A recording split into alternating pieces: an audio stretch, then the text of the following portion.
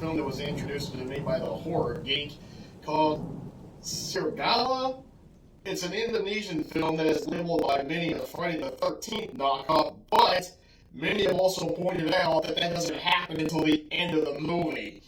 And when I watched Horror Geek talk about it, I wasn't really all that fond and interested in it because it just didn't look that interesting. But then I watched Brandon Tindall review it, and I still wasn't interested until it popped into my head again. So I watched Brandon Tindall review it again, and then I decided to check it out over the weekend because I found it on YouTube, but it wasn't in English and it didn't have subtitles, so I had to click on the subtitles, but they still weren't in English, so I had to do the English translation, and that's when I finally was able to understand what they were saying.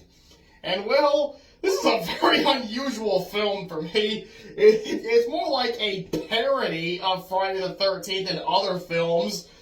Actually, this is to me what Saturday the 14th should have been if this was a... I mean, I'm not saying I hated Saturday the 14th, but that title makes you think it's going to be a parody of Friday the 13th when it's not. It's just a parody of its title. That's it. This movie was more worthy of being that. It's so ridiculous. Oh, goodness. It opens up with a guy underwater finding this treasure. He surfaces, gets his belly slashed, his guts are out, he falls in. Then these three guys show up at this cabin that's falling apart. And then they go looking for the treasure that guy was looking for, or that guy at the beginning just found by coincidence. Maybe he was just there for a little scuba dive. Goes, oh, check this out. And then three more show up. A guy and two girls. The two lovely ladies and the comic relief. And well, we get all kinds of stuff going on. We get a motorboat chase, which is definitely something that YouTubers are always talking about because it's well done. But the person driving that motorboat's all disguised in black. And that antagonist wrecks that boat, and then jumps off their boat, and it blows up. And then later, the two ladies get into an argument, get into a martial art fight. They even do the kick where they go flying out. And you hear all those cool old kung fu martial arts sound effects. Well, this came out in 81, so yeah, they were obviously still going with them. But it ends with the comic relief guy gets hit between the legs. And then the three guys, turns out they're there to get the treasures, and they find this big chest open up. There's a dead guy in there with Nickelodeon gap all over him. And then one of the ladies has a nightmare where not two, but three servants from the lake come after her. And then a storm breaks out, so they all go to the cabin, and now it becomes a Friday the 13th knockoff. 50 minutes into the movie, 51 or 53 to be exact. First, one girl goes looking for a guy. She gets hit in the head with an axe. We only see the shadow do that, but it just stops right there. It doesn't really impale her. It more like it bobs. How dull was that thing? One guy goes looking for her. He finds her all hanging up.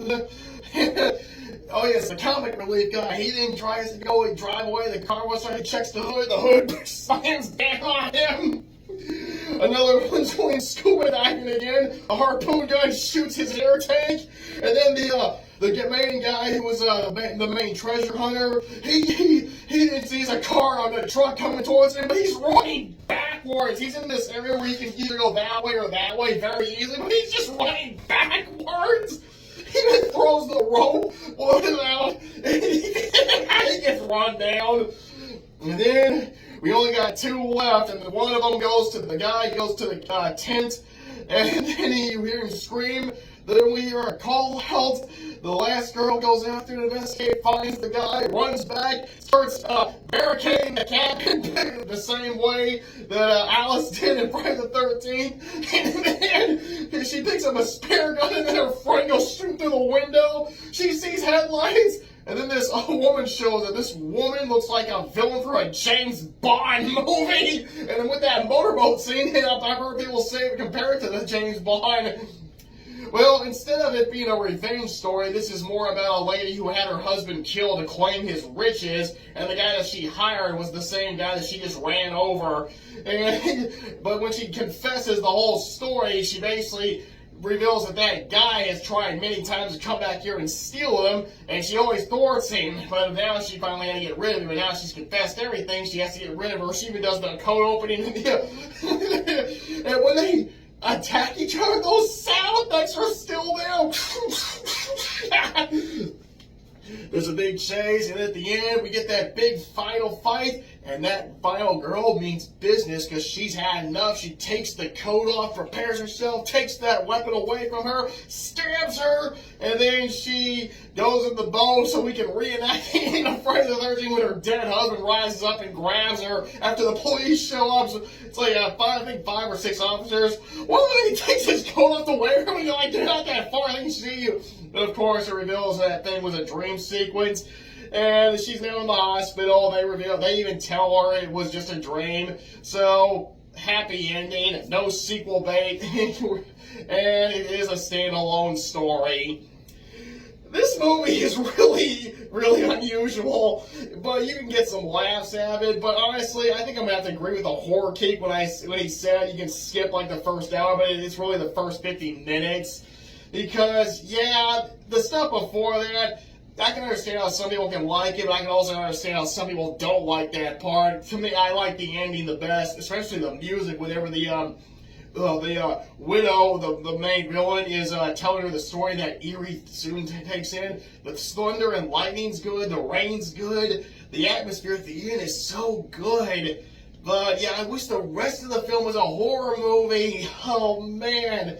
Maybe one day we'll get a sequel where it does feature her husband as the main villain rising up to reclaim all his riches from all those who have now taken them. It may happen. We're getting all these long-awaited sequels that we're not asking for. We're getting a sequel to Jacko. That movie is a chore to watch. You are definitely right about that, horror geek. Oh man. Yeah, this is a short one, but I'm going to say, if you haven't seen it, check it out. I found it on YouTube. Just remember to turn the subtitles on with the English translation so you can understand what they're saying. And let's see if you agree with Horror Geek about skipping a great chunk of the film, because I definitely do.